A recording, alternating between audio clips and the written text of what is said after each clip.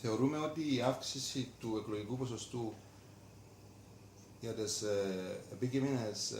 βουλευτικές εκλογές τον Μάιο παραβιάζει το άρθρο 3 του πρώτου πρόσθετου πρωτοκόλλου της Ευρωπαϊκής Σύμβασης Δικαιωμάτων του Ανθρώπου,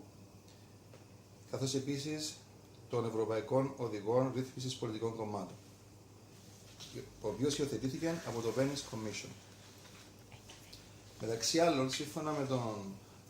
τους κανόνες του Ευρωπαϊκού Οδηγού, ο πολιτικός πλουραλισμός είναι ζωτικής σημασίας για τη διασφάλιση της αποτελεσματικότητας της δημοκρατικής διακυβέρνησης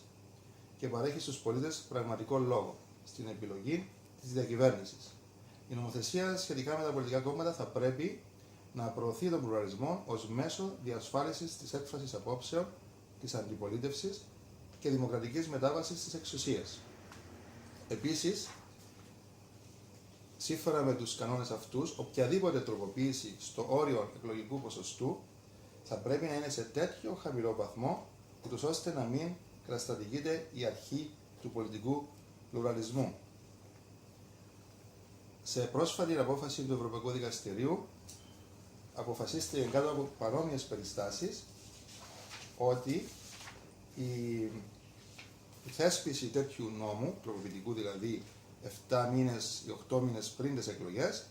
προκαλεί αντικειμενική αδυναμία συμμετοχής στις εκλογές και πρόκειτο για μέτρο δυσανάλογων προς τον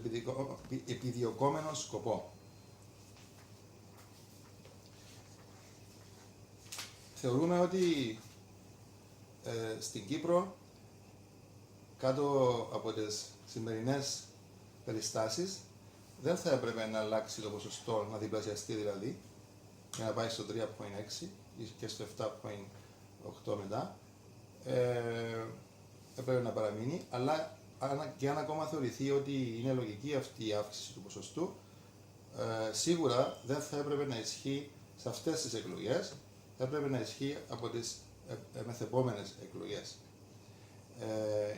Και ώστε να μπορούσε να δοθεί ο χρόνος στο νέο πολιτικό κόμμα Οργάνωση Αγωνιστών Δικαιοσύνης, το οποίο αντιπροσωπεύουμε, και σε άλλα μικρά και νέα κόμματα, να έχουν την πιθανότητα να ετοιμαστούν για να έχουν ίσες ευκαιρίες για εισδοχή τους στην Βουλή. Επίσης, έχουμε μέσω της αίτησης μας ζητήσει να παραπευθεί το θέμα για νομικό ερώτημα στο Ευρωπαϊκό Δικαστήριο, διότι θεωρούμε ότι υπάρχει σύγκρουση με το Ευρωπαϊκό Δίκαιο.